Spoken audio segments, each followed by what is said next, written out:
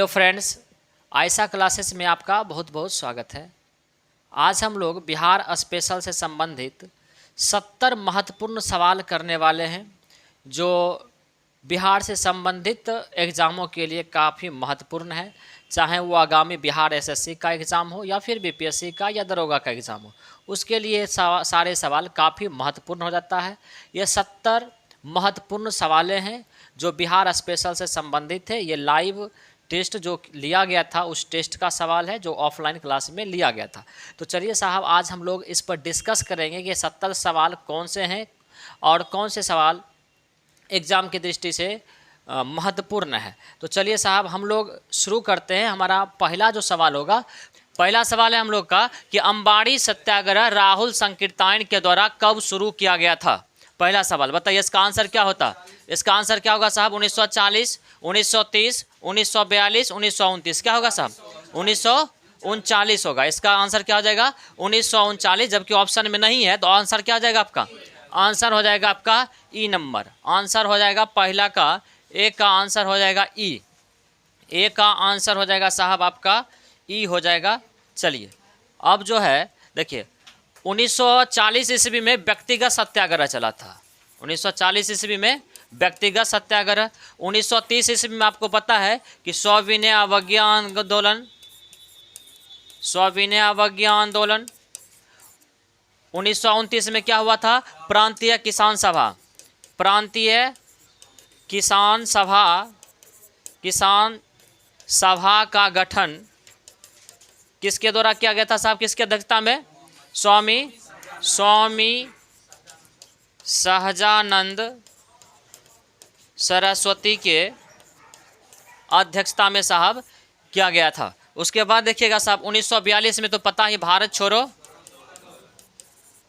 छोड़ो आंदोलन शुरू हुआ था। और भारत छोड़ो आंदोलन के प्रस्ताव को केवल 2 राज्य पूरे भारत में ऐसा था, एक राज्य था आपका कौन सा? गुजरात, और एक था एक आपका बिहार। 2 राज्य ऐसा था जिसके प्रांतीय सम्मेलन में, जो कांग्रेस का सम्मेलन था उससे पहले ही वो क्या कहते हैं, भारत छोड़ो आंदोलन के प्रस्ताव को लागू कर दिया गया था। यही ना साहब? चलिए अब जो हमारा सवाल होगा नेक्स्ट सवाल है कि लखनऊ में 1936 ईस्वी में गठित, लखनऊ में 1936 ईस्वी में गठित अखिल भारतीय किसान सभा के महासचिव किसे बनाया गया था? तो जयप्रकाश नारायण, स्वामी सहजानंद, श्री कृष्ण सिंह, एनजी रंगा, कोई नहीं एक से अधिक। आंसर क्या होगा साहब? आंसर क्या होगा? एनजी रंगा। आंसर क्या हो जाएगा? एनजी रंगा हो जाएगा। जबकि पूछेगा कि इसका जो है सो अध्यक्ष कौन बने थे, तो क्या बोलेंगे हम लोग? स्वामी सहजानंद सरस्वती। स्वामी सहजानंद सरस्वती ये अध्यक्ष थे अखिल भारतीय किसान सभा के, और एनजी जो रंगा थे ये सचिव थे, महासचिव थे साहब। चलिए इतना पॉइंट्स को हम लोग को ध्यान में रखना है। नेक्स्ट सवाल है हमारा कि बिहार में, ये बिहार में होता है, स्पेलिंग मिस्टेक है साहब। बिहार में नमक सत्याग्रह का नेतृत्व 1930 ईस्वी में मुंगेर से कौन कर रहे थे? बताइए कौन कर रहे थे साहब? श्री कृष्ण सिंह। ये कौन कर रहे थे? श्री कृष्ण सिंह। कहाँ से कर रहे थे? मुंगेर से। तो आंसर क्या हो जाएगा आपका? ए नंबर हो जाएगा। श्री कृष्ण सिंह मुंगेर से कर रहे थे। उसके बाद देखिएगा साहब, सत्यनारायण सिंह ये कहाँ से कर रहे थे साहब? सत्यनारायण सिंह ये कहाँ से कर रहे थे? बताइएगा। सत्यनारायण सिंह ये कहाँ से कर रहे थे आंदोलन? बताइए। भागलपुर से महादेव सर्राफ कर रहे थे ना साहब। महादेव सर्राफ कहाँ से कर रहे थे? ये कर रहे थे आपके भागलपुर से। अंबिका कांत सिंह ये कहाँ से कर रहे थे? ये कर रहे थे आपका पटना से। ये कर रहे थे पटना से। और सत्यनारायण सिंह ये सारण और गया से कर रहे थे। चलिए साहब, नेक्स्ट जो हमारा होगा कि बिहार के वे कौन से जाने माने चेहरा हैं जो बंगाल विभाजन का समर्थन किए थे? देखिए ये सवाल इसलिए इम्पोर्टेंट हो जाता है साहब क्योंकि आपको पता है कि बंगाल विभाजन का विरोध पूरे भारत कर रहा था, ठीक है। लेकिन बिहार के एक व्यक्ति थे जो बंगाल विभाजन का क्या कर रहे थे? समर्थन कर रहे थे, ठीक है। और इनका मानना था कि अगर बिहार का विभाजन हो जाता है बंगाल से तो होगा क्या कि बिहार का राजनीतिक रूप से विकास अधिक हो पाएगा। इसी वजह से ये बिहार विभाजन के समर्थन कर रहे थे। तो बताइए वो कौन सा चेहरा थे? कौन सा आंसर हो जाएगा? सच्चिदानंद सिन्हा। डॉक्टर सच्चिदानंद सिन्हा ये साहब थे जो क्या कर रहे थे, बंगाल विभाजन का समर्थन कर रहे थे। चलिए नेक्स्ट, कोई बात नहीं है।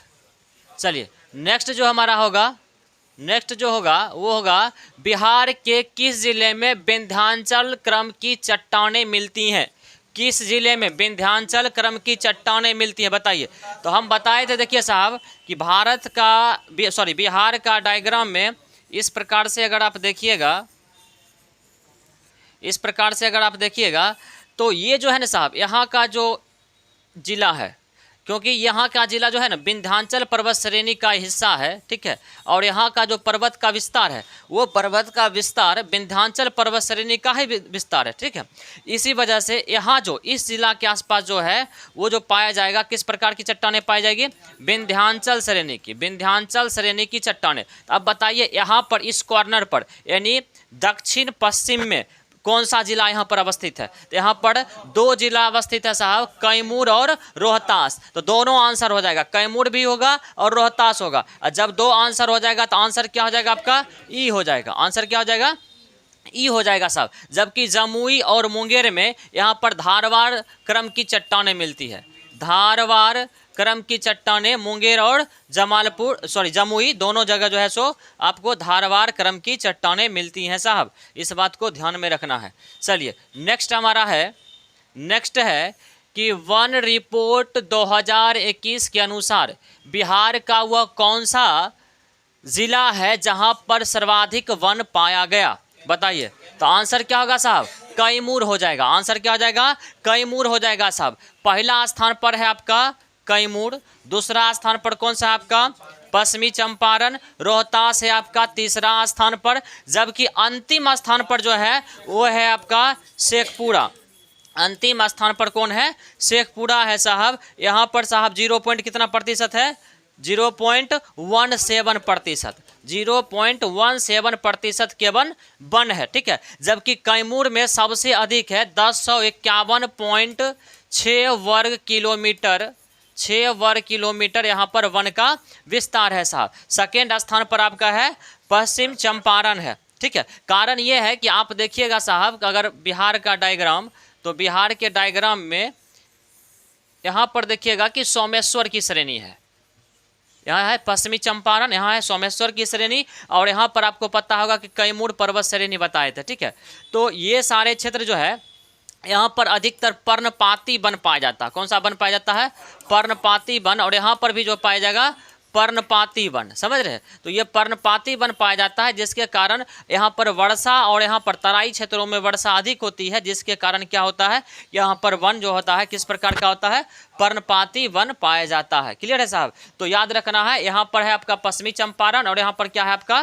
कैमूर। तो पहला स्थान पर कैमूर, दूसरा स्थान पर कौन सा आपका? पश्चिमी चंपारण। देखिए यहाँ से नीचे से कॉर्नर में पहला पे और ऊपर से कॉर्नर में दूसरा पे, फिर तीसरा जो यहाँ पर है रोहतास है, ठीक है साहब। तीसरा यहाँ पर इसके बगल में है रोहतास, अगर डायग्राम में देखिएगा तो। और सबसे अंतिम में जो है वो है आपका कौन सा होगा? शेखपुरा होगा। क्लियर है ना? चलिए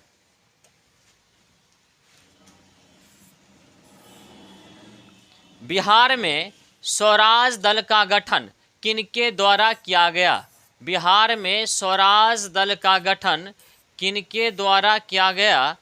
तो ऑप्शन जो है श्री कृष्ण सिंह, मोहम्मद यूनुस, मजरुल हक, चितरंजन दास, कोई नहीं, एक से अधिक। बताइए क्या होगा? स्वराज दल। स्वराज दल, बिहार में स्वराज दल का जो गठन किया था वो क्या था? श्री कृष्ण सिंह। जैसे कि ओवरऑल पूछे स्वराज दल का गठन किसने किया, तो वो हो जाएगा आपका साहब चितरंजन दास और मोतीलाल नेहरू। मोतीलाल नेहरू के सहयोग से 1923 ईस्वी में किया गया था, क्योंकि 1922 ईस्वी का जो गया अधिवेशन हुआ था उसकी अध्यक्षता कौन कर रहे थे? चितरंजन दास कर रहे थे, चितरंजन दास कर रहे थे। और इसी गया अधिवेशन में ही चितरंजन दास और कौन? मोतीलाल नेहरू दोनों क्या किए, कांग्रेस से इस्तीफा दे दिए, क्योंकि कांग्रेस का उसके साथ जो था मतभेद हो गया था। और मतभेद का मुख्य कारण हम बताए थे कि ये दोनों का कहना था कि हम लोग चुनाव में भाग लेकर के सिस्टम में अंदर जाएंगे, और सिस्टम के अंदर जाने के बाद, सरकार में जाने के बाद अगर भारत विरोधी कोई कानून बनाया जाएगा तब उस कानून का हम लोग क्या करेंगे, विरोध करेंगे। लेकिन बाकी का जो कांग्रेस का अलग पंथ था, उनका कहना यह था कि अगर हम चुनाव का बहिष्कार नहीं करेंगे तो सरकारें ये समझ लेंगी कि हम उसकी बातें मान रहे हैं। तो हमें पूर्णतः स्वतंत्रता चाहिए, हमें किसी भी प्रकार की सरकारें नहीं चाहिए, समझ रहे। तो इसी बात को लेकर के दोनों में मतभेद हुआ। एक का कहना था क्या, सिस्टम के अंदर जाकर के, सरकार के अंदर जाके विरोध करेंगे, और एक का कहना था कि नहीं, हम चुनाव का पूर्णतः क्या करेंगे, विरोध करेंगे। आए समझ में बात। तो इसी वजह से 1922 में इस्तीफा दे दिए, और 1923 में जाकर के स्वराज दल का स्थापना मोतीलाल नेहरू और चित्तरंजन दास के द्वारा इलाहाबाद में किया गया साहब। कहाँ किया गया था, इलाहाबाद में किया गया था। इतना पॉइंट्स को हम लोग को ध्यान में रखना है। चलिए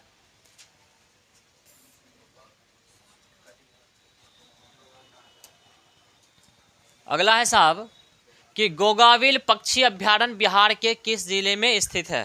तो क्या हो जाएगा साहब, कटिहार, अररिया, बेगूसराय, नालंदा। आंसर क्या हो जाएगा, कटिहार हो जाएगा, कटिहार हो जाएगा आंसर साहब। चलिए ये हो जाएगा आपका कटिहार।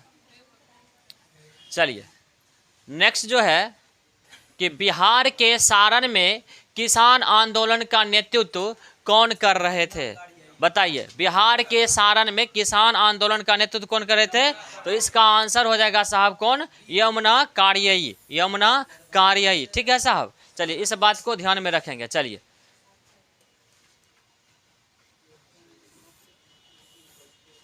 देखिए, जितना सवाल हम लोग डाले हैं ना, सारा बीपीएससी का रिपीटेशन है। वो हर बार इसी तरह का सवाल पूछता है बिहार से संबंधित। आप कोई भी बिहार का जितना भी बीपीएससी हुआ है उठा करके आप देख लीजिए, सवाल यही पूछता है, और भविष्य में वो भी उम्मीद है कि इसी का रिपीटेशन करेगा। चलिए साहब अगला, बिहार का प्रथम हिंदी दैनिक समाचार पत्र कौन था। बिहार का प्रथम हिंदी समाचार पत्र दैनिक कौन सा था। तो क्या होगा साहब, सर्च लाइट होगा कि सर्वहितैषी, बिहार बंधु, द बिहार हेराल्ड। क्या होगा, सर्वहितैषी, सर्वहितैषी हो जाएगा, ये हो जाएगा दैनिक। जबकि बिहार बंधु जो था ये साप्ताहिक था साहब, ये साप्ताहिक, पहला साप्ताहिक हिंदी समाचार पत्र था। ठीक है साहब, और ये जो था पहला दैनिक हिंदी समाचार पत्र था। जबकि सर्च लाइट कौन था, सर्च लाइट जो था कौन सा, इंग्लिश का कौन सा, दैनिक या साप्ताहिक। हाँ, अंग्रेजी का बिहार का पहला अंग्रेजी का दैनिक समाचार पत्र था, यही ना। और ये जो था अंग्रेजी का पहला साप्ताहिक समाचार पत्र था साहब। ठीक है, तो सवाल जो पूछा है बिहार का प्रथम हिंदी समाचार पत्र कौन था, तो दैनिक पूछ रहा है, तो दैनिक में हो जाएगा सर्वहितैषी, और साप्ताहिक पूछता तब हम लोग बोलते बिहार बंधु। ठीक है साहब, इतना पॉइंट को ध्यान में रखना है। ठीक है, तो बहुते तो मार दिए होंगे बिहार बंधु क्या। चलिए हाँ, कोई बात नहीं है, ठीक है। चलिए अगला साहब कि पटना में 1857 ईस्वी का नेतृत्व किनके द्वारा किया गया था। तो क्या हो जाएगा साहब आंसर, पीर अली के द्वारा। किसके द्वारा, पीर अली के द्वारा। ये जो किया गया था साहब, पीर अली के द्वारा किया गया था, पीर अली के द्वारा पटना में। जबकि गुलाम अली के द्वारा और मेहंदी अली के द्वारा कहाँ किया गया था, गया में किया गया था। गुलाम अली, मेहंदी अली, हुक्का सिंह, फतेह सिंह, समझ रहे। तो ये सारे जो थे कहाँ थे, गया में थे। और वीर कुंवर सिंह ये जो कर रहे थे कहाँ से, जगदीशपुर से कर रहे थे। चलिए जगदीशपुर से कर रहे थे साहब। चलिए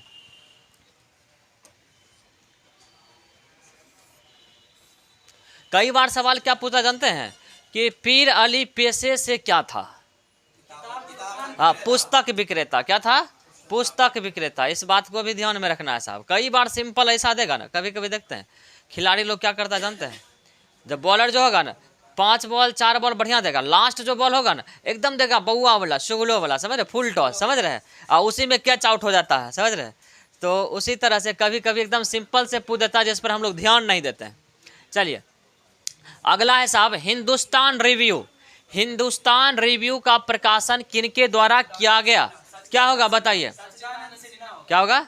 सच्चिदानंद सिन्हा। चलिए सही बात है, डॉक्टर सच्चिदानंद सिन्हा हो जाएगा इसका हिंदुस्तान रिव्यू पुस्तकें क्या। चलिए नेक्स्ट, तबकात ए नासरी पुस्तक किनके द्वारा लिखी गई है? बताइए साहब। तबकात ए नासरी मिनहास उस सिराज, मिनहास उस सिराज के द्वारा तबकात ए नासरी लिखा गया है। और अब्दुल्ला के द्वारा कौन सा लिखा गया था? तारीख दाऊदी। अब्दुल्ला की पुस्तकें जो है साहब वो है तारीख दाऊदी, तारीख दाऊदी। और विद्यापति की पुस्तक है कीर्तिमाला, पदावली, ठीक है, ये सारी इसके पुस्तकें हैं। और भी पुस्तकें हैं इनका। और इब्न बतूता का पुस्तक कौन सा है? रिहला। इब्न बतूता का जो पुस्तक है रिहला। और इब्न बतूता किसके दरबार में आया था? मोहम्मद बिन तुगलक, मोहम्मद बिन तुगलक के दरबार में ये आया था साहब, ठीक है। चलिए ये जो था कहाँ का रहने वाला था? मोरक्को का निवासी था ये, मोरक्को का निवासी था ये। और ये जब भारत आया साहब मोहम्मद बिन तुगलक के दरबार में, तो मोहम्मद बिन तुगलक जो था साहब इसको प्रधानमंत्री बना दिया था। समझ रहे? देखिए तो हमारा देश कितना महान है कि कोई घूमने भी आता तो पकड़ के जबरदस्ती उसको प्रधानमंत्री बना देते हैं। तो बताइए, तो चलिए क्या हुआ? ब्रिटेनो यही किया है। चलिए साहब, बिहार से उड़ीसा कब अलग हुआ था? 1 अप्रैल 1936 को। ये तो हो फुल टॉस वाला। चलिए 1 अप्रैल अच्छा 1 और मार्च भी दिए नहीं होते। अच्छा चलिए 1 अप्रैल 1936 ये आंसर हो जाएगा। जो मारे होंगे 1 मार्च 15 मार्च तो, और या 15 मार्च या 15 अप्रैल, तो वो भी गदगदे में रहिए, कोई दिक्कत नहीं है। चलिए चलिए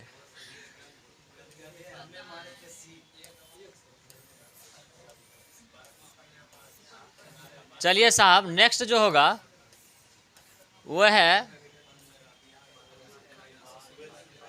बिहार का। हाँ बिहार होता, बिहार का वह कौन सा जिला है जहां शिशु लिंगानुपात सबसे कम है? तो क्या होगा साहब? शिशु लिंगानुपात सबसे कम जो है वो है आपका वैशाली में। शिशु लिंगानुपात, शिशु लिंगानुपात सबसे कम, सबसे कम है। और रोहतास में पता होगा साहब साक्षरता सबसे अधिक कहाँ है? साक्षरता सबसे अधिक कहाँ है? रोहतास में सबसे अधिक साक्षरता है। जो भारत का राष्ट्रीय साक्षरता दर है 73%, उससे भी भारत का क्या है? अधिक है। 73 पॉइंट कितना है? 73.37, 73.37 बिहार का, बिहार का। और भारत का है 73%। चलिए उसके बाद देखिएगा साहब नेक्स्ट, नेक्स्ट जो सवाल है वो है कि बहावी आंदोलन का प्रमुख केंद्र बिहार का कौन सा स्थान था? तो आंसर क्या हो जाएगा साहब? ये तो हो जाएगा पटना, ये हो जाएगा पटना। और पटना में जो बहावी आंदोलन का नेतृत्व कर रहे थे वो कौन कर रहे थे साहब? हाँ इनायत अली। पटना से जो बहावी आंदोलन का नेतृत्व कर रहे थे इनायत अली, इनायत अली और विलायत अली, विलायत अली कर रहे थे साहब। चलिए सब लोग होशियार है। और जबकि बहावी आंदोलन का शुरुआत किनके द्वारा किया गया था? सैयद मोहम्मद, सैयद मोहम्मद सैयद मोहम्मद अहमद बरेलवी, अहमद बरेलवी के द्वारा साहब ये शुरुआत किया गया था। लेकिन पटना इसका प्रमुख केंद्र बन गया था। और पटना में जो आंदोलन का नेतृत्व कर रहे थे वो 2 बंधु कर रहे थे, अली बंधु, जिसका नाम था एक का इनायत अली और एक का नाम था विलायत अली। चलिए साहब, चलिए साहब, निम्नलिखित में से किस आंदोलन को उलगुलान विद्रोह के नाम से जाना जाता है? मुंडा। संथाल भी मारे हैं कोई क्या? चलिए चलिए मारले होगा, बिल्कुल मारल होगा, उसमें तो कोई आपत्ति नहीं है। तो इसका क्या हो जाएगा साहब? इसका आंसर जो हो जाएगा मुंडा है। क्या संथाल है, पहाड़िया है, तमार है, कोल है? कोई नहीं। तो आंसर हो जाएगा कोई नहीं है। आंसर हो जाएगा कोई नहीं, क्योंकि उलगुलान जो विद्रोह कहा जाता है साहब, वो मुंडा विद्रोह को उलगुलान विद्रोह के नाम से भी जाना जाता है। चलिए अगला जो होगा साहब, अगला है कि नील किसानों का दयनीय स्थिति का वर्णन किन पुस्तकों में किया गया है? बताइए किससे होगा साहब? नील दर्पण। और नील दर्पण में जो नील के किसान थे उसका जो आर्थिक शोषण हो रहा था, उसकी जो आर्थिक स्थिति थी, इसका जो वर्णन किया गया है नील दर्पण में किया गया साहब। और ये ना जाने बीपीएससी कितना बार पूछा होगा, हमको लगता है कि एक आधे को ऐसा बीपीएससी का एग्जाम होगा। क्या है साहब बताइए कुछ? ओ अभी बोलेंगे ना हम, वो तो बोल रहे हैं, उसके लिए चिंता क्या करना है?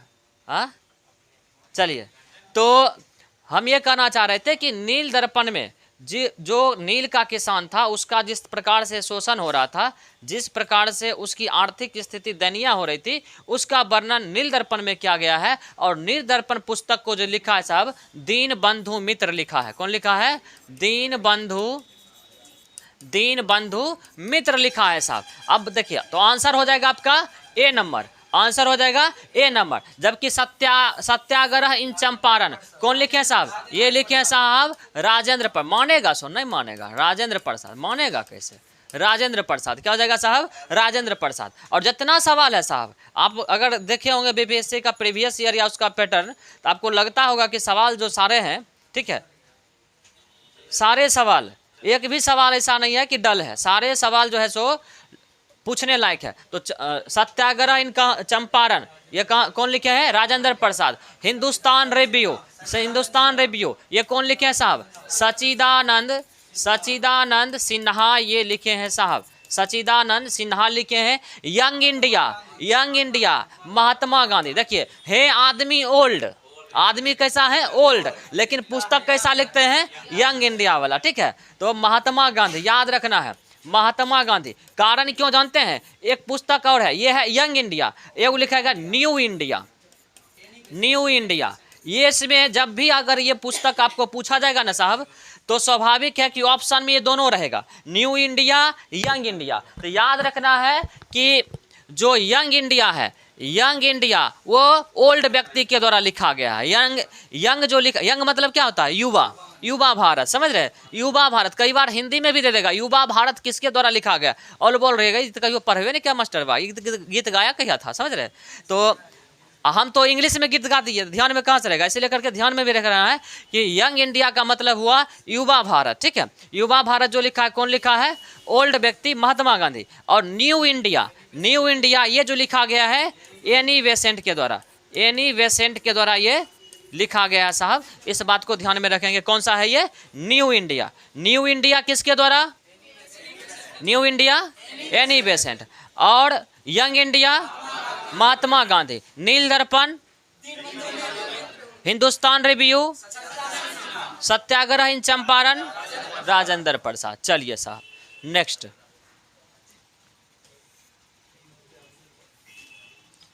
चलिए साहब, असहयोग आंदोलन के समय बिहार नेशनल कॉलेज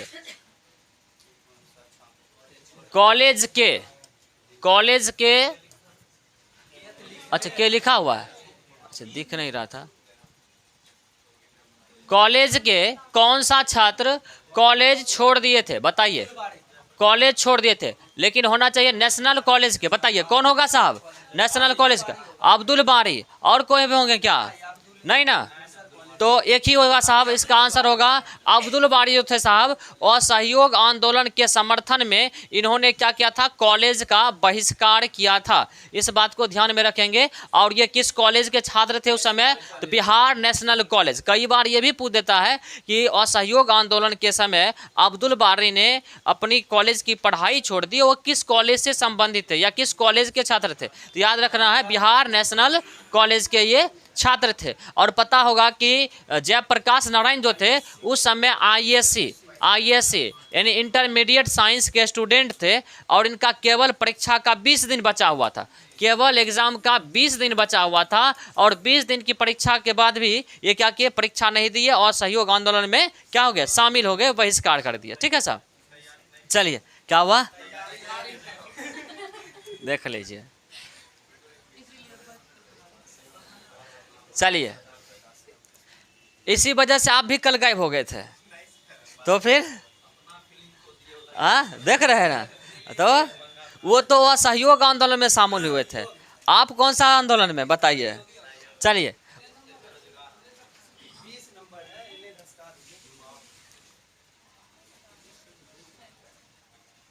चलिए ठीक है साहब। चलिए, अगला है कि असहयोग आंदोलन से प्रभावित होकर किसने पटना में सदाकत आश्रम की स्थापना की थी साहब? क्या होगा साहब? मजरुल हक, हसन इमाम, दीप नारायण, मथुरा प्रसाद। क्या होगा साहब? तो इसका आंसर जो हो जाएगा वो हो जाएगा आपका मजरुल हक। इन्होंने पटना में अपने दोस्त का एक घर था, उस घर में जाकर के ये कौन सा आश्रम खोला था? सदाकत आश्रम खोला था। इस बात को ध्यान में रखना है साहब। चलिए, ऑप्शन बी में था, तो अच्छा ठीक है, कर लीजिएगा ना, ठीक है, हाँ तो बी कर दीजिएगा।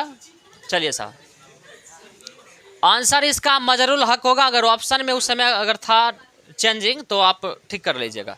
चलिए साहब, चलिए साहब, अगला साहब कि नमक सत्याग्रह के दौरान, नमक सत्याग्रह के दौरान बिहार के किस जेल में नागी हड़ताल, कौन लिख दिया? नंगी हड़ताल किया गया था, बताइए।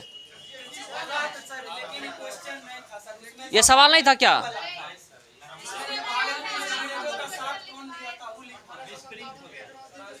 अच्छा अच्छा, ये क्वेश्चन छूट गया था।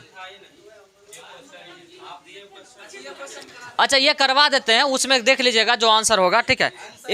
21 नंबर, हाँ 21 नंबर हम लोग चेंज करवाए थे। चलिए ठीक है, कोई बात नहीं है, एक सवाल चेंज करवाए थे, जो ये सवाल नहीं था, ये सवाल नहीं था, बाई चांस उस PDF में डिलीट हो गया था। चलिए साहब, तो इसका आंसर क्या हो जाएगा?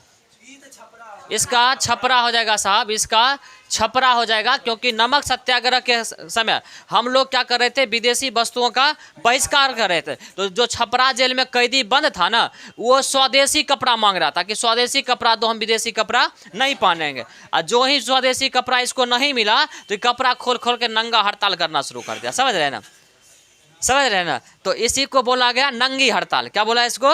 नंगी हड़ताल। और ये कहाँ हुआ था? बिहार के कौन सा जेल में? छपरा जेल में हुआ था। जबकि लोटा विद्रोह बिहार के कौन जेल में हुआ था? मुजफ्फरपुर जेल में। नहीं, लोटा विद्रोह मतलब उसको पहले मिलता था पीतल के लोटा में पानी, लेकिन अंग्रेज क्या किया कि उसको मिट्टी के लोटा में पानी देना शुरू कर दिया। और करता क्या था अंग्रेज अधिकारी, जब उसको मन नहीं लगता था ना तो वो कैदी को कूट देता था। समझ रहे ना? और जब उसको मन लगता था तो यो कूट देता था। समझ रहे? मतलब खाता पीता अगर कैदी खा पी रहा है ना तब भी उसको कूट दिया जाता था। समझ रहे? तो एक तरह से समझिए कि जो मुजफ्फरपुर का जेल था, उस जेल में कैदियों को मनोरंजन का काम करता था अधिकारियों के लिए। जब मन हुआ तो जाके कूट दो, मन फ्रेश करने के लिए। समझ रहे ना? तो इसी वजह से वहाँ पर विद्रोह कर दिया, क्योंकि पीतल के जगह पर कौन सा लोटा ला दिया था? मिट्टी का लोटा। तो इसीलिए करके ये आंदोलन करना शुरू कर दिया। इसी को कहा गया था लोटा विद्रोह कहा गया था। ठीक है, चलिए साहब, चलिए अगला कौन सी गप है? क्या बोले? अच्छा, वो लास्ट में हम बोल देंगे ना, वो सबसे लास्ट में कर देंगे, उसको छोड़ दीजिएगा। चलिए साहब, वो हम कर देंगे साहब। 22 में है कि सविनय अवज्ञा आंदोलन के समय बिहार के किन, एक मिनट होगा,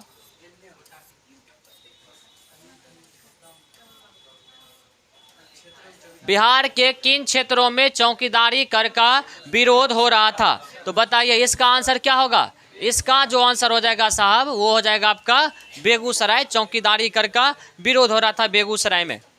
चलिए साहब, चलिए अगला जो होगा, निम्न अभ्यारण्य के जोड़े, क्या है? निम्न अभ्यारण्य के जोड़े एवं स्थलों में कौन सही सुमेलित नहीं है? बताइए। तो परमान डॉल्फिन, देखिए कौन कौन सा है, देखिएगा, थोड़ा सा ऊपर कर देते हैं थोड़ा सा।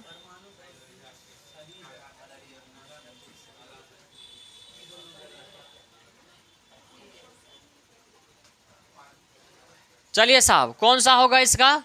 कौन सा सुमेलित नहीं है इसको ढूंढना है। तो आप देखिए, पहला है परमान डॉल्फिन अररिया, सही है क्या? ये सही है बुझा रहा। चलिए, उसके बाद देखिएगा नागा नकटी जमुई, ये भी ठीक है बुझा रहा है। और ये था बरेला था, बदला लिखा गया है, बरेला, बरेला, सलीम अली, नालंदा ना, ये होगा साहब वैशाली, यहाँ होगा वैशाली, ये जो है वैशाली में। परमान डॉल्फिन अररिया में है, ये बात सही है। और नागा नकटी जमुई में है, ये भी सही है। और नागा नकटी झील जो है साहब कलरव, कलरव पक्षी महोत्सव के लिए ज़्यादा प्रसिद्ध है, कलरव पक्षी महोत्सव के लिए सबसे अधिक प्रसिद्ध है। तो पूछा जाएगा कि कलरव पक्षी महोत्सव कहाँ मनाया जाता है, तो क्या बोलेंगे, नागा नकटी झील जमुई में मनाया जाता है। और ये बरेला सलीम अली है जन साहब, ये है कहाँ पर, वैशाली में है। जबकि पंत अभ्यारण्य जो है यहाँ पर वैशाली ना होगा, ये नालंदा हो जाएगा, उल्टा दे दिया गया था। ठीक है साहब, तो आंसर आपका क्या हो जाएगा, दोनों सुमेलित सही नहीं है, तो आंसर हो जाएगा आपका ई नंबर, आंसर हो जाएगा आपका ई साहब। चलिए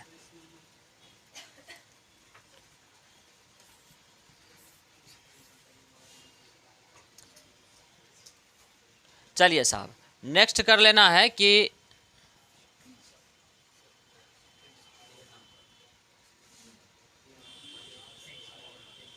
चलिए कि 30 अप्रैल 1908 के मुजफ्फरपुर बम कांड में किनकी हत्या करने का प्रयास किया गया था, बताइए आंसर क्या होगा इसका। प्रयास किसका किया गया था, प्रयास जो किया गया था साहब किंग्सफोर्ड को मारने के लिए, लेकिन बम जो फूट गया किसके ऊपर, पिंगली कैनेडी के। तो आपको ये नहीं पूछा गया कि कौन मारा गया इस हत्याकांड में, समझ रहे हैं, तो मारा गया था पिंगली कैनेडी। ठीक है, जबकि प्रयास किया गया था मारने का किंग्सफोर्ड का, क्योंकि ये जानते हैं किंग्सफोर्ड मुजफ्फरपुर का जज था और ये बड़ा ना क्रूर आदमी था, समझ रहे, आदमी ठीक ठाक नहीं था, समझ रहे। इसका था क्या कि छोटा छोटा भी गलती के लिए ना भारतीय लोग ने बहुत बड़के सजा देता, समझ रहे, फांसी की सजा सुनाता था। इसी वजह से इसको जो है सो खुदीराम बोस सोचा एकरा हम ना पहुँचाइए देते हैं ऊपरे, समझ रहे हैं। चलिए, तो प्रयास जो किया गया था किंग्सफोर्ड को, लेकिन ये गलती से बच गया था, वो बम जो गिर गया था पिंगले कैनेडी के गाड़ी पर, जिसके कारण क्या हो गया, ये जो है सो 3 व्यक्ति इसका जो सदस्य था परिवार का वो मर गया था। तो लेकिन पूछ रहा है कि किसे हत्या करने का प्रयास किया गया, तो आंसर हो जाएगा इसका किंग्सफोर्ड। चलिए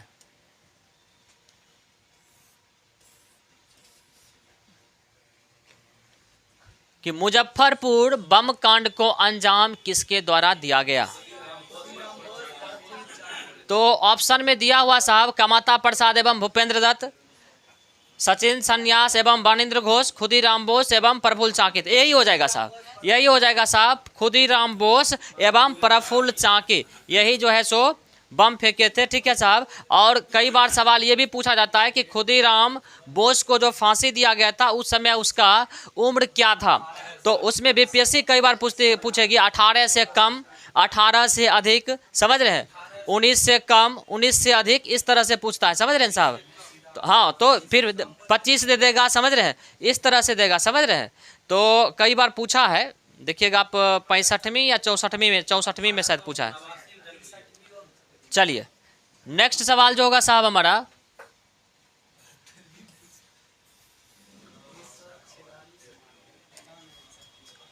गौ रक्षा के मुद्दे पर बिहार के शाहाबाद, गया एवं पटना में भयानक हिंदू मुस्लिम दंगे किस वर्ष हुआ था, आंसर क्या होगा साहब, 1917, 1921, 1940, 1946, आंसर क्या होगा साहब, 1917, 1917 आंसर हो जाएगा साहब, इसका आंसर जो हो जाएगा 1917 हो जाएगा। चलिए अगला है साहब, मुजफ्फरपुर बम कांड के संदर्भ में प्रफुल्ल चाकी से संबंधित कथन सत्य है, क्या होगा साहब, देखिएगा। तो पहला है कि उन्हें फांसी दे दी गई थी, आजीवन कारावास मिला था, खुद गोली मारकर हत्या कर लिए, खुद गोली मारकर हत्या कर लिए, सही बात है ना। चलिए साहब यही हो जाएगा, खुद क्या कर लिए, गोली मारकर हत्या कर लिए, तो आंसर जो आपका हो जाएगा वो हो जाएगा सी नंबर, क्लियर है ना। चलिए साहब नेक्स्ट जो होगा सवाल वो है, देखिए जो टेस्ट नहीं भी दिए हैं तो कम से कम सुन करके भी तो बहुत बात याद होगा ना साहब। 80 सवाल का मतलब हुआ कि कम से कम 200 सवाल क्रिएट होना है कि नहीं। चलिए साहब, निम्न में से किस पर तिरहुत षड्यंत्र केस का मुकदमा चला था? तो क्या होगा साहब? तो इसका जो आंसर हो जाएगा ये हो जाएगा योगेंद्र शुक्ल। योगेंद्र शुक्ल पर साहब तिरहुत षड्यंत्र का केस चलाया गया था। नेक्स्ट है, चंपारण सत्याग्रह से कौन संबंधित नहीं है? बिल्कुल आसान सा सवाल है। चंपारण सत्याग्रह से कौन संबंधित नहीं? अनुग्रह नारायण, जेबी कृपलानी, राजेंद्र प्रसाद और जयप्रकाश नारायण। हम लोग बताए थे कि जब गांधी जी का आगमन हुआ था तो उस समय साथ में राजेंद्र प्रसाद भी थे, जेबी कृपलानी भी थे, ठीक है साहब, अनुग्रह नारायण भी थे, ठीक है, शंभू शरण वर्मा वगैरह साथ में थे, राजकुमार शुक्ल वगैरह थे, ठीक है। तो ये सारे साथ में थे, लेकिन एक व्यक्ति नहीं थे, वो थे साहब जयप्रकाश नारायण। जयप्रकाश नारायण जो है सो राजनीतिक में वो असहयोग आंदोलन के समय सक्रिय हो गए थे, ठीक है साहब। चलिए, तो आंसर हो जाएगा यही, आपका आंसर डी हो जाएगा। उसके बाद देखिएगा कि स्वामी विद्यानंद किससे संबंधित थे? तो क्या होगा साहब? किसान आंदोलन से, 1857 के आंदोलन से, प्रेस की स्वतंत्रता से, भारत में शिक्षा के विकास से। क्या होगा? तो ये हो जाएगा साहब आपका किसान आंदोलन। ये हो जाएगा आपका साहब किसान आंदोलन। चलिए, अगला है कि 1931 में गांधी जी ने 1921 में गांधी जी ने पटना में किसका उद्घाटन किया था? तो क्या होगा साहब? बिहार विद्यापीठ का। किसका क्या था? बिहार विद्यापीठ का, बिहार नेशनल कॉलेज का, सदाकत आश्रम का, पटना विश्वविद्यालय का। तो आंसर क्या हो जाएगा इसका? बिहार विद्यापीठ का हो जाएगा साहब, बिहार विद्यापीठ का। चलिए, उसके बाद देखिएगा साहब, चौकीदारी कर बंद आंदोलन के प्रणेता कौन थे? तो आंसर क्या होगा साहब? आंसर इसका क्या होगा? आंसर जो होगा साहब इसका अनुराग सिंह। आंसर जो होगा इसका, चौकीदारी कर बंद आंदोलन के जो प्रणेता थे, इसके नेतृत्वकर्ता जो थे साहब, वे थे अनुराग सिंह, ठीक है। चलिए, नेक्स्ट जो सवाल है साहब,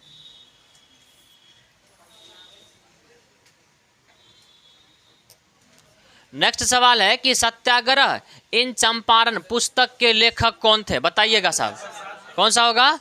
राजेंद्र प्रसाद। ये तो पहले ही बता चुके हैं, चलिए साहब, अगला जो है, बिहार में स्वदेशी आंदोलन के प्रणेता कौन थे? ऑप्शन क्या होगा? नगरमल मोदी, वरेंद्र घोष, सखाराम, गणेश देवशक्कर, भूपेंद्र नाथ और कोई नहीं एक से अधिक। क्यों होगा ये नंबर? बिहार से कौन थे?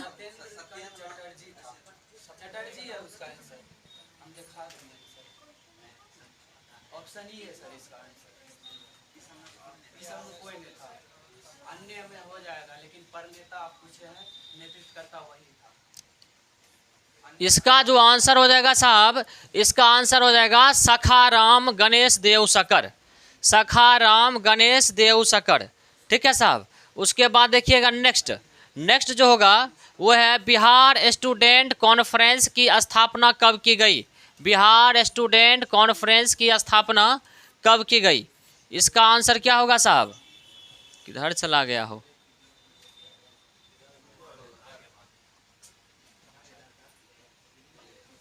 उन्नीस 1905, 1906, 1907, 1908। क्या होगा साहब? बिहार स्टूडेंट कॉन्फ्रेंस क्या होगा इसका? इसका 1906 हो जाएगा साहब। उसके बाद देखिएगा साहब कि स्वदेशी आंदोलन के दौरान प्रकाशित पत्रिका स्वराज की गाथा होता है ना, स्वराज की गाथा का संपादन किया गया था। किसके द्वारा किया गया था साहब?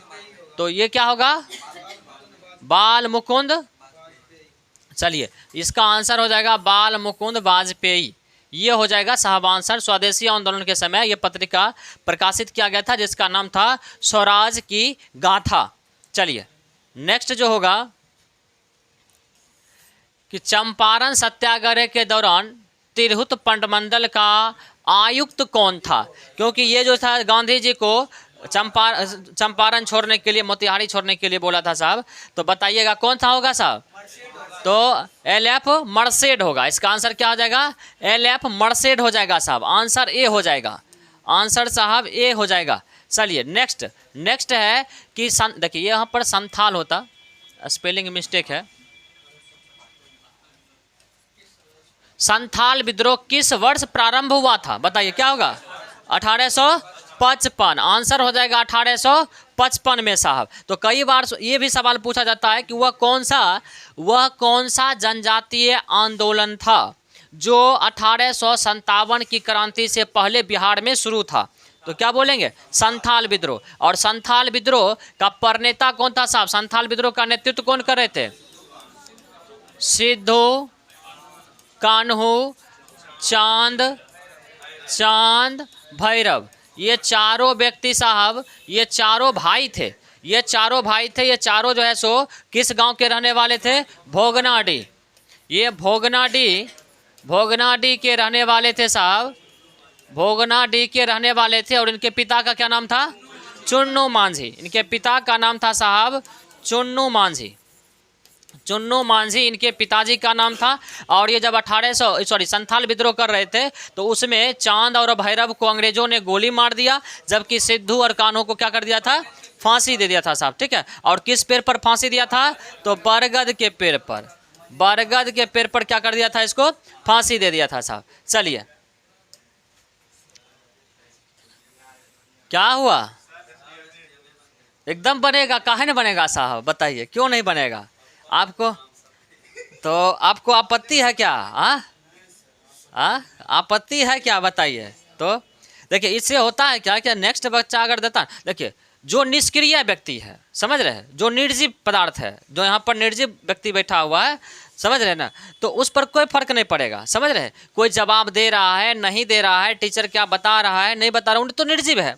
समझ रहे हैं? तो उस पर तो कोई फर्क ही नहीं पड़ेगा। उसको कितबो टीचर डांट दे, घर पर कोई बोल दे, या स्टूडेंट बगल वाला जवाब दे, शर्म उर्म तो रहबे नहीं करता है उसको। समझ रहे? शर्म को घोर करके पिए रहता है, तो उसको कोई दिक्कत नहीं है। बस आया अपना गहिर जगते बैठल रहेगा और बहिर जगते सुनते रहेगा। समझ रहे हैं ना?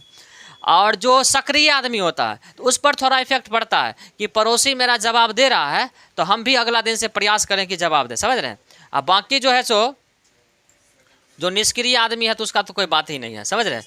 तो अब डिपेंड आप पर करता है कि आप सजीव है कि निर्जीव हैं। समझ रहे हैं? क्योंकि निर्जीव पदार्थ पर भावनाओं का कोई प्रभाव नहीं पड़ता है, और सजीव जो लोग होता है ना उस पर भावनाओं का प्रभाव पड़ता है, साइकोलॉजिकल इफेक्ट होता है। समझ रहे हैं ना? तो समझना आपको है कि आप निर्जीव हैं या सजीव हैं। ठीक है। चलिए बिहार में नोनिया विद्रोह 1770 से 1800 का कारण क्या था? कारण क्या था साहब? बताइएगा। तो इसका मुख्य कारण था सोरा का व्यापार। मुख्य कारण क्या था साहब? सोरा का व्यापार। क्योंकि नोनिया जो है ना एक जाति हुआ करती थी और इसका जो मुख्य व्यवसाय था वो था सोरा का व्यापार। और सोरा का जो प्रयोग होता साहब ये बम बारूद बनाने के लिए इसका प्रयोग किया जाता है सोरा का। और इस सोरा का व्यापार नोनिया लोग करते थे।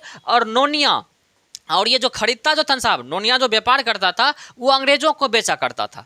और अंग्रेज और नोनिया दोनों के बीच में एक दलाल का काम करता था जिसको बोलते थे आसामी। आसामी क्या करता था? इसका दलाल का काम करता था। वो क्या करता था कि नोनिया से ना बहुत कम पैसा पे खरीद करके अंग्रेजों को दे देता था। समझ रहे? और अंग्रेजों से अधिक मुनाफा कमाता था। अंग्रेज से ज़्यादा पैसा लेता था और इस नोनिया को कम देता था, जिसके कारण नोनिया को न सोरा का अच्छा मूल्य नहीं मिल पाता था, उसका शोषण हो रहा था। समझ रहे हैं? इसी कारण से नोनिया जो था वो 1770 से लेकर के 1800 ईस्वी तक ये विद्रोह शुरू किया। इसी विद्रोह को क्या बोला गया? नोनिया विद्रोह बोला गया। क्लियर है ना साहब? चलिए उसके बाद देखिएगा साहब, नेक्स्ट जो सवाल है वो है अंग्रेजों ने अपनी व्यापारिक फैक्ट्री पटना में कब स्थापित किया था? 1651। और कहाँ पर? पटना में। कहाँ क्या था साहब? पटना का गुलजार बाग। पटना का गुलजार बाग, और वर्तमान में ये जो है जो वो है क्या है साहब, वो है गवर्नमेंट, वर्तमान में है साहब गवर्नमेंट प्रिंटिंग प्रेस है साहब। क्या बोले? वीडियो में? कौन वीडियो में? मैं भी मिस्टेक से बाय चांस में भी हो सकता है, बाय चांस, ठीक है, लेकिन हम तो ऑप्शन तो नहीं दिए हैं इसमें 1951। चलिए, मैं भी हो सकता है, कभी कभी होता है कि मिस्टेक, देखिए ह्यूमन नेचर है साहब, मानव है, समझ रहे हैं ना, तो गलती करना मनुष्य का स्वभाव है। अगर मनुष्य गलती नहीं करे तो फिर देवता हो जाएगा, समझ रहे हैं ना। चलिए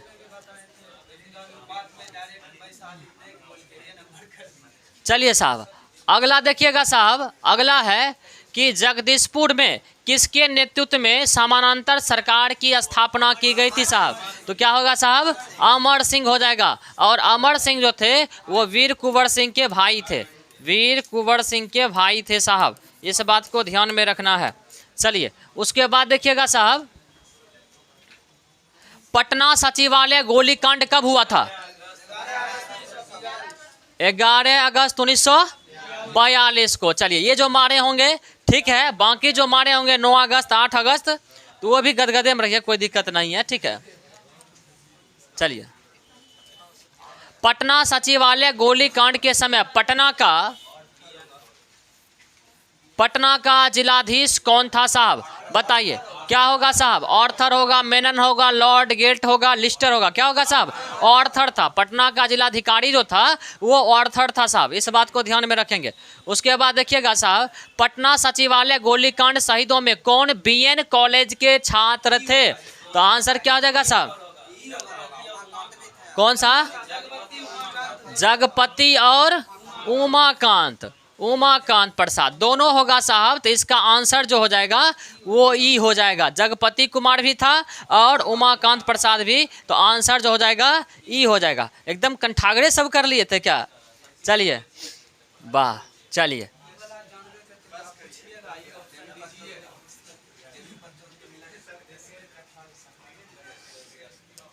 चलिए, देशेर कथा, देश की बात के लेखक कौन थे साहब? इसका आंसर क्या होगा? इसका हो जाएगा सखाराम गणेश देवशक्कर, सखाराम गणेश देवशक्कर। चलिए साहब, बिहार के वर्तमान मुख्यमंत्री नीतीश कुमार पहली बार मुख्यमंत्री कब बने थे? तो आंसर क्या होगा साहब? आंसर जो होगा वो होगा 3 मार्च 2000 को पहली बार 7 दिन के लिए साहब मुख्यमंत्री बने थे। 3 मार्च से लेकर के 10 मार्च 2000 तक पहली बार ये मुख्यमंत्री बने थे साहब नीतीश कुमार। इस बात को ध्यान में रखेंगे, पहली बार केवल 7 दिनों के लिए और उसके बाद सबसे अधिक दिनों तक मुख्यमंत्री रहने वाला वो नीतीश कुमार बन चुके हैं साहब। जबकि इससे पहले जो थे वो श्री कृष्ण सिंह थे, लेकिन उनका रिकॉर्ड अब तोड़ करके नीतीश कुमार अपना नाम कर लिए सबसे अधिक दिन तक मुख्यमंत्री रहने में। चलिए साहब, उसके बाद वर्ष 1937 में गठित मंत्रिमंडल के प्रधानमंत्री, देखिए साहब उस समय बिहार का जो मुख्यमंत्री हुआ करता था उसको प्रधानमंत्री बोला जाता था, इसी वजह से प्रधानमंत्री दिया गया है। किस पार्टी से संबंधित थे? तो सबसे पहला नंबर ये ध्यान में रखना है कि 1937 में गठित मंत्रिमंडल के प्रधानमंत्री कौन थे? तो वो थे साहब, कौन थे?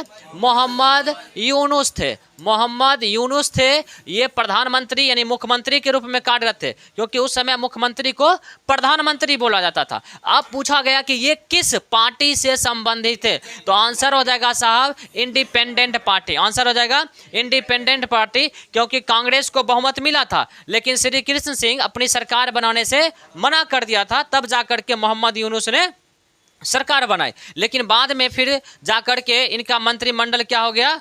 भंग हो गया, और मंत्रिमंडल भंग होने के बाद फिर से अंतरिम सरकार जो बनाए वो श्री कृष्ण सिंह बनाए। लेकिन फिर 1939 में जाकर के, क्योंकि द्वितीय विश्व युद्ध में भारतीयों को बिना पूछे ही शामिल कर दिया गया था, जिसके कारण क्या हुआ कि श्री कृष्ण सिंह मतलब पूरे भारत में जितना कांग्रेस पार्टी का जिस राज्य में सरकारें थी, जिस प्रांत में, वो सारे कांग्रेस पार्टी का जो सरकार था वो क्या दिया था? इस्तीफा दे दिया था। इस किसके विरोध में?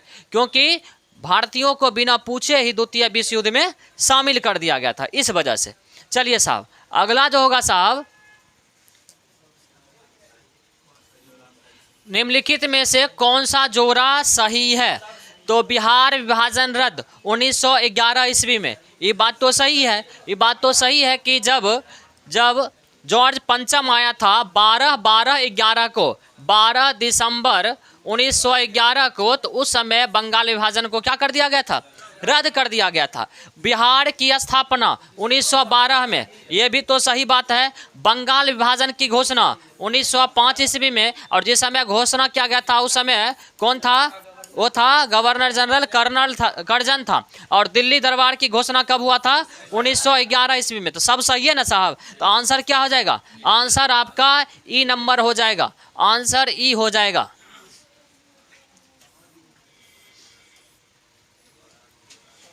निम्न में से कौन सा जोड़ा गलत है? लोकनायक कर्पूरी ठाकुर, क्या सही है क्या? लोकनायक कर्पूरी ठाकुर क्या? नहीं, लोकनायक जो इनको नहीं बोला जाता है साहब, लोकनायक जो जयप्रकाश नारायण को, जयप्रकाश नारायण को बोला जाता है साहब। और जयप्रकाश नारायण हवाई अड्डा, अंतर्राष्ट्रीय हवाई अड्डा बताइए किस शहर में है? वो है साहब पटना में, वो है हवाई अड्डा पटना में साहब। जननायक, जननायक इनको नहीं साहब, जननायक कर्पूरी ठाकुर को कहा जाता है, कर्पूरी ठाकुर को, मतलब टोटली उल्टा दिया होता दोनों का। तो बताइए दोनों गलत है ना? तो ए और बी दोनों अगर गलत हो जाए तो आंसर क्या हो जाएगा आपका? आंसर जो हो जाएगा आपका वो ई नंबर हो जाएगा, आंसर हो जाएगा आपका ई नंबर। उसके बाद देखिए बिहार विभूति अनुग्रह नारायण सिंह, सही है क्या? ये तो सही है। बिहार केसरी श्री कृष्ण सिंह, ये सही है। तो इसका जो आंसर टोटली हो जाता वो ई हो जाता, क्योंकि ऊपर का ही दो गलत था। चलिए साहब, उसके बाद देखिएगा साहब, नेक्स्ट है हमारा, बिहार के किन क्षेत्रों का प्राचीन नाम चेचर, चेचार लिखा गया, चेचर होता साहब, चेचर था। तो आंसर क्या हो जाएगा साहब? आंसर हो जाएगा इसका वैशाली, वैशाली। और सारण का क्या नाम था?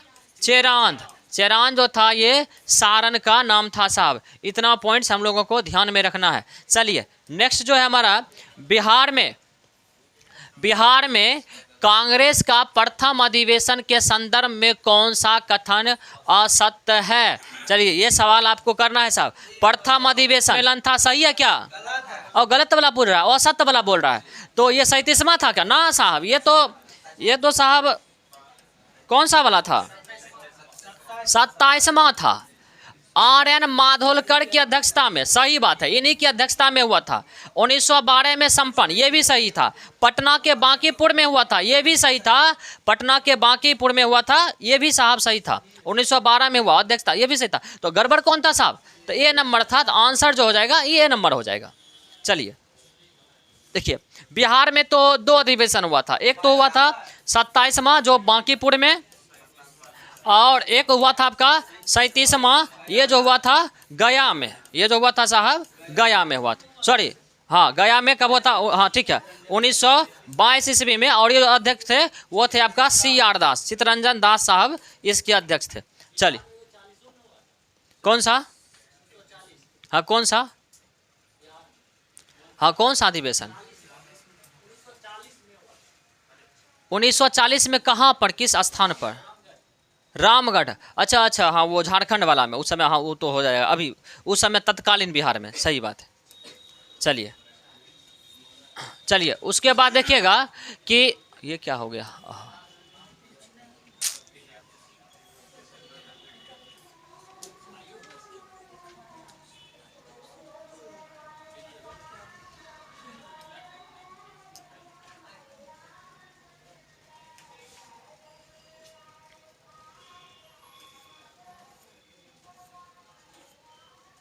इन्वर्टर जब चार्ज नहीं रहता है ना, तो इसी तरह की बातें होती है। क्या बोले?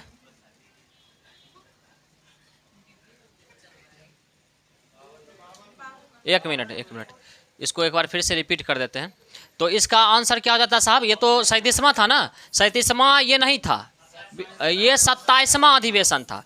ये साहब 27वां अधिवेशन था। बाकी तो आर्यन मांडलकर की अध्यक्षता में हुआ था, ये तो क्लियर है। 1922 में हुआ था, ये भी क्लियर है। पटना के बांकीपुर में हुआ था, ये भी सही था। तो असत्य वाला बोल रहा है, तो असत्य वाला केवल क्या होगा, ए वाला होगा। चलिए साहब, आंसर हो जाएगा ये 37वां नहीं, ये 27वां था। उसके बाद देखिएगा साहब 52 नंबर। 52 में है कि चंपारण आंदोलन के दौरान गांधी जी पटना कब पहुंचे थे? तो क्या होगा साहब, 10 अप्रैल 1917, 15 अप्रैल, 10 मार्च, 15 मार्च। क्या हो जाएगा साहब, 10 अप्रैल 1917 हो जाएगा आंसर साहब। बिल्कुल एकदम डेट के साथ याद कर लिया तो होशियार बच्चा है साहब। चलिए, गांधी जी को आमंत्रित करने वाला राजकुमार शुक्ल किस गांव से संबंधित है? तो क्या होगा साहब, कौन सा हो जाएगा साहब, मुरली भरहवा गांव के साहब थे ये। चलिए साहब, ये हो जाएगा आंसर। उसके बाद देखिएगा, थोड़ा तेजी में कर लेना। अब बिहार में व्यक्तिगत सत्याग्रह के दूसरे सत्याग्रही कौन थे साहब? क्या होगा साहब, दूसरे सत्याग्रह कौन थे? अनुग्रह नारायण सिंह। ये सेकेंड जो है सो बिहार के सत्याग्रही थे, जबकि पहला सत्याग्रही की बात करेगा तो वो फर्स्ट जो थे आपके श्री कृष्ण सिंह थे। चलिए साहब, नेक्स्ट जो होगा हमारा, तो आंसर मार देना, कौन सा आंसर हो जाएगा, ए नंबर। उसके बाद है प्राचीन अंग महाजनपद होता। महाजनपद का विस्तार वर्तमान किन क्षेत्रों में है? वर्तमान किन क्षेत्रों में था, बताइएगा साहब। तो हो जाएगा कौन सा, ये वो हो जाएगा अंग का भागलपुर। और अंग की राजधानी कहाँ हुआ करती थी साहब? वो चंपा हुआ करती थी। और भागलपुर का जो पुराना नाम था चंपानगर। क्या नाम था साहब? चंपानगर था। इस बात को ध्यान में रखेंगे। उसके बाद देखिएगा, वह मगध का वह कौन सा शासक था जिसने अपनी राजधानी राजगिरी से पाटलिपुत्र किया? तो आंसर क्या हो जाएगा साहब, आंसर जो हो जाएगा वो हो जाएगा उदयनी, डी हो जाएगा, उदयनी हो जाएगा। और उदयनी किस वंश से संबंधित था साहब? हर्यंक वंश से। हर्यंक वंश से संबंधित था। और हर्यंक वंश की स्थापना जो किया गया था वो किसके द्वारा किया गया था साहब? बिंबिसार के द्वारा। बिंबिसार के द्वारा साहब किया गया था। कितना ईसा पूर्व में? 544 ईसा पूर्व में साहब किया गया था। और उस समय जो राजधानी हुआ करती थी वो राजगिरी हुआ करती थी। और राजगिरी से राजधानी पाटलिपुत्र शहर बसा करके जो राजधानी किया था वो उदयनी किया था। कौन किया था साहब? उदयनी किया था। जबकि मगध पर सबसे प्राचीन राजवंश बृहद्रथ राजवंश का जो स्थापना किया था वो कौन किया था? बृहद्रथ किया था। तो पूछेगा कि मगध पर सबसे प्राचीन राजवंश की स्थापना किसके द्वारा किया गया? तो बृहद्रथ के द्वारा साहब किया गया। चलिए, नेक्स्ट हमारा सवाल है, बिहार प्रांतीय किसान सभा से कौन से व्यक्ति, यहाँ पर व्यक्ति होता साहब, कौन से व्यक्ति संबंधित नहीं है? बिहार प्रांतीय किसान सभा से कौन से संबंधित नहीं है? तो राहुल संकीर्तायन ये तो संबंधित थे, कार्यानंद शर्मा ये भी संबंधित थे, और यमुना कार्यई ये भी संबंधित थे, और यदुनंदन ये भी संबंधित थे साहब। तो कुल मिला के आंसर क्या हो जाएगा साहब? तो आंसर आपका हो जाएगा ई नंबर हो जाएगा। चलिए, अगला सवाल है साहब हमारा, अगला सवाल है कि वन रिपोर्ट 2021 के अनुसार बिहार में कुल कितने वर्ग किलोमीटर खुला वन है? खुला वन कितना है साहब? तो क्या हो जाएगा साहब, खुला वन जो है वो हो जाएगा 3761.54 वर्ग किलोमीटर। ये साहब अगर बिहार स्पेशल का देखे होंगे 65वीं और 66वीं का प्रीवियस ईयर का जो वीडियो है तो उसमें दिया गया है। तो इतना हो जाएगा साहब खुला वन। क्योंकि वन को हम लोग 3 भाग में बांट के बताए थे। एक बताए थे सघन वन, अति सघन वन था। एक था अति सघन वन, एक था आपका सघन वन, और एक था आपका खुला वन। अति सघन वन का मतलब हुआ कि जहां पर पेड़ों का घनत्व क्या है, बहुत अधिक है, बिल्कुल सटा पेड़ हो तो उसको बोलेंगे अति सघन वन। और जहां पर उससे थोड़ा कम अगर सघन हो तो उसको बोलेंगे हम लोग सघन वन। और जहां थोड़ा सा पौधा क्या हो, हट करके हो, समझ रहे हैं, तो उसको क्या बोलेंगे हम लोग? खुला वन बोलेंगे। ठीक है। तो जो है सो सबसे अधिक जो बिहार में है, सबसे अधिक बिहार में जो वन का विस्तार है वो किस प्रकार के वन का है? खुला वन का है। और इसका क्षेत्रफल जो है 3761.54 वर्ग किलोमीटर है। ठीक है साहब। और टोटल जो है, टोटल हो जाएगा 7381। तो टोटल जो है 7381, तीनों मिला करके अति सघन वन और खुला वन तीनों मिला करके 7381 वर्ग किलोमीटर। अगर सघन वन की बात करें तो ये हो गया आपका सघन वन। सघन वन जो है वो है 333.42 वर्ग किलोमीटर। और ये है आपका, ये नहीं सॉरी, ये अति सघन, ये है अति सघन, और ये है आपका सघन वन। ये है आपका कितना 3285.83 वर्ग किलोमीटर। ये वन रिपोर्ट 2021 का है साहब। हो सकता है कि इस तरह का रिपोर्ट बिहार एसएससी का जो एग्जाम होगा उसमें भी पूछ दे, अभी जो होने वाला है। तो इस फैक्ट को ध्यान में रखना है। और लगभग जो दो तीन हम लोग बिहार स्पेशल का वीडियो डाले हैं तो उसमें आप देखिएगा कि लगभग सारे वन का जो इंपॉर्टेंट फैक्ट है वो डाल दिया गया है। चलिए क्या बोले, देखिए उस एग्जाम्पल की बात हम क्या बताएं कि जहाँ पर पेड़ों की मात्रा अधिक सघन होगा, जहाँ पर पेड़ बहुत सटा हुआ होता है, तो उसको जो है सो डेंसिटी से, घनत्व से निकाला जाता है कि एक रखा जाता है क्राइटेरिया डेंसिटी का, तो उस हिसाब से घनत्व के आधार पर निकाला जाता है साहब। जैसे कि चलिए साहब नेक्स्ट जो हमारा होगा कि वन रिपोर्ट 2021 के अनुसार, ये मिस्टेक है साहब प्रिंटिंग, वन रिपोर्ट 2021 के अनुसार बिहार में प्रतिशत वन है, कितना प्रतिशत है साहब, वन कितना प्रतिशत है, क्या हो जाएगा साहब 7.84% होगा। जबकि टोटल बोलेगा तो क्या बोलेंगे, अगर क्षेत्रफल में बोले 7381 वर्ग किलोमीटर, और प्रतिशत में इसी को अगर बोले तो प्रतिशत हो जाएगा 7.84%। ठीक है साहब। और ओवरऑल वन और प्लस वृक्ष दोनों को मिला दिया जाए तब प्रतिशत जो हो जाएगा वो हो जाएगा 10.3% हो जाएगा साहब। ठीक है, मतलब वन और वृक्ष दोनों अलग अलग होता है, तो वृक्ष को भी मिला देंगे तब हो जाएगा 10.3%, और केवल वन की बात करेंगे तो 7.84% हो जाएगा साहब। चलिए नेक्स्ट जो है कि बिहार में प्रवाहित होने वाली नदियों में से उत्तर की ओर प्रवाहित होने वाली नदी कौन सी हैं। तो आंसर क्या हो जाएगा साहब, आंसर क्या होगा इसका, उत्तर की ओर। तो इसका आंसर हो जाएगा कर्मनाशा और फल्गु दोनों हो जाएगा साहब। तो आंसर हो जाएगा ई। अब देखिए आंसर ई क्यों होगा, देखिएगा साहब थोड़ा सा देखिए, अगर ये पूछता कि वह कौन सी नदी है जो उत्तर से आकर के गंगा नदी में मिलती है, उत्तर से आकर गंगा नदी में मिलती है, तब उत्तर से आने वाली नदी देखिएगा इधर से बागमती, ठीक है साहब, और इधर से कौन होता आपका कोसी होता। ठीक है साहब। लेकिन ये बोला कि उत्तर की ओर बहने वाली, उत्तर की ओर तो वही नदी बहेगी, जैसे इधर से बागमती अगर आएगी या कोसी अगर आ रही है, तो बताइए इसका बहाव किधर होगा, ये उत्तर से आ रही है किस तरफ, इसका दिशा क्या है, दक्षिण है। उत्तर गंगा से नदी है उत्तर, लेकिन इसका बहने का दिशा क्या है, दक्षिण। लेकिन जो नदी मान लीजिए ये आपका कर्मनाशा और ये है आपका फल्गु, तो ये देखिए गंगा से दक्षिण की तरफ नदी है, लेकिन इसका पानी का बहाव किस तरफ है, उत्तर की तरफ है। तो आपको यही बात पूछ रहा है कि उत्तर की ओर बहने वाली नदी कौन सी है। तो उत्तर की तरफ देखिए नीचे से दो नदी जाती है, एक है आपका कर्मनाशा और एक है आपका ऑप्शन के हिसाब से वो हो जाएगा फल्गु। ये दो नदी देखिए गंगा के दक्षिण में है, लेकिन बहती किधर है, उत्तर की तरफ बहती है। तो आंसर हो जाएगा ई नंबर, आपका आंसर हो जाएगा ई। चलिए अगला है कि कोसी नदी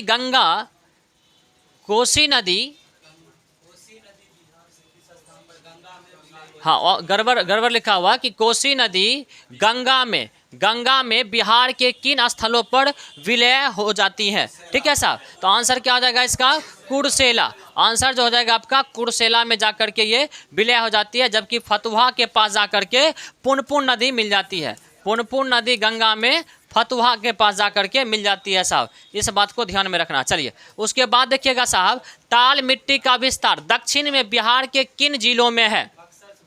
तो क्या होगा साहब, बक्सर से भागलपुर, जमुई से रोहतास, कैमूर से गया, पश्चिम चंपारण से किशनगंज। क्या होगा साहब, बक्सर से भागलपुर होगा साहब। चलिए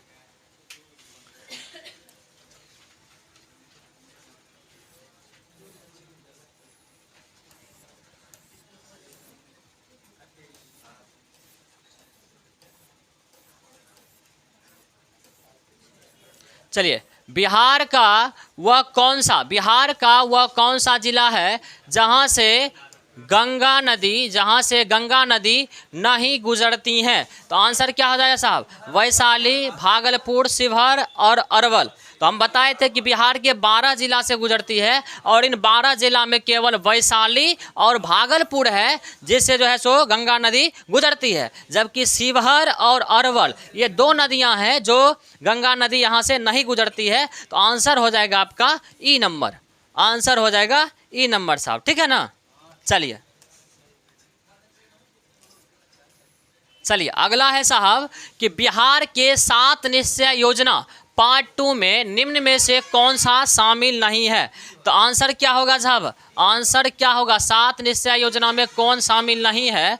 तो आप देखिएगा साहब कि युवा शक्ति बिहार में प्रगति ये तो शामिल है, स्वच्छ गांव समृद्ध गांव ये भी शामिल है, हर खेत तक पानी ये भी शामिल है, और एक है डी नंबर ऑप्शन, वो है आपका आरक्षित रोजगार, महिलाओं का अधिकार। ये साहब 7 निश्चय योजना पार्ट 2 का हिस्सा नहीं है, ये साहब पार्ट 1 का हिस्सा है। 7 निश्चय योजना पार्ट 1 जो 2015 में आया था उसका हिस्सा है, पूछ रहा है पार्ट 2, तो आंसर हो जाएगा डी नंबर साहब। चलिए क्लियर है ना।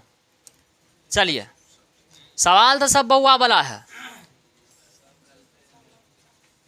चलिए अगला जो सवाल है साहब, 2011 के जनगणना के अनुसार बिहार का दशकीय वृद्धि दर क्या रही है?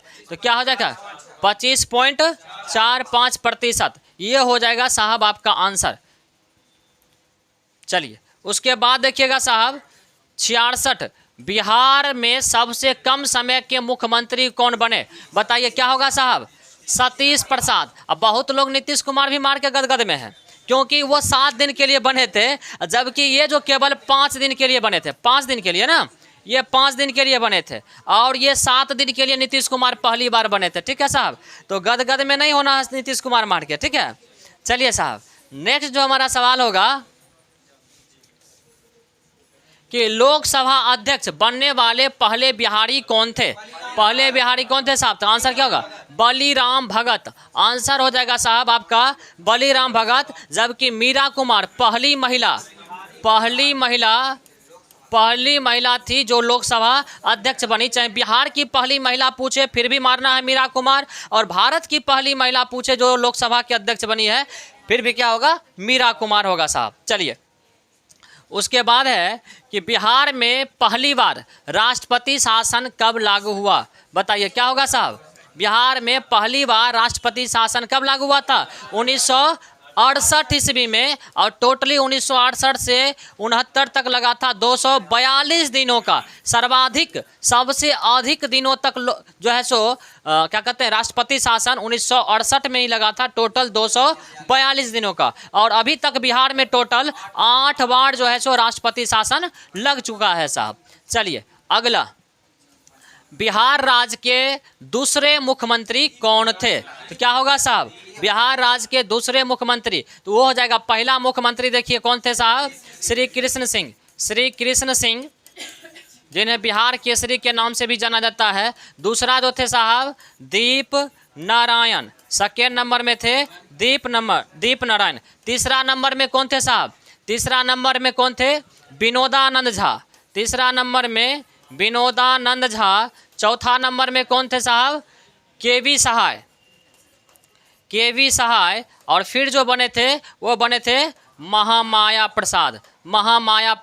तो इस सवाल का जो आंसर हो जाएगा वो हो जाएगा आपका कौन सा हो जाएगा? दीप नारायण हो जाएगा साहब, दीप नारायण इसका आंसर हो जाएगा। और लास्ट सवाल जो है हमारा वो है कि बिहार में महिलाओं को पंचायती राज एवं नगर निकायों में कितने प्रतिशत का आरक्षण दिया गया है? महिला खुश हो जाओ, कितना प्रतिशत का? महिला को जवाब देना है, बताइए। महिला को जवाब देना है, बताइए क्या होगा? हाँ तो 50% हो जाएगा साहब, 50% आरक्षण दिया गया है। जबकि कॉलेज वगैरह में जो क्या कहते हैं टेक्निकल जो पढ़ाई होगी उसमें भी जो है सो इसको 35 कर दिया गया है, इसमें अब 35 कर दिया गया है साहब, ठीक है साहब, इस बात को ध्यान में रखेंगे। चलिए क्या हुआ?